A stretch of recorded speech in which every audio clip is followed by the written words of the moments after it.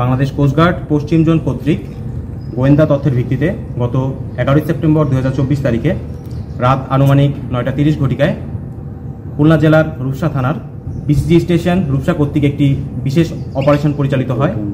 উক্ত অপারেশন পরিচালনা করে দুইজন দুর্ধর্ষ সন্ত্রাসী আসিফ মাহমুদ এবং শেখ মাহমুদ হাসান নামে দুইজন ব্যক্তিকে আটক করা হয়। দুইজন ব্যক্তিকে তল্লাশি করে একটি অবৈধ বিদেশি 9mm পিস্তল এবং 2টি ফাঁকা ম্যাগাজিন জব্দ করা হয়। দুইজন ব্যক্তিকে জিজ্ঞাসাবাদ করে বাংলাদেশ কোস্টগার্ডের নেতৃত্বে এবং বাংলাদেশ পুলিশের সাথে একটি যৌথ অভিযান পরিচালনা করা হয়।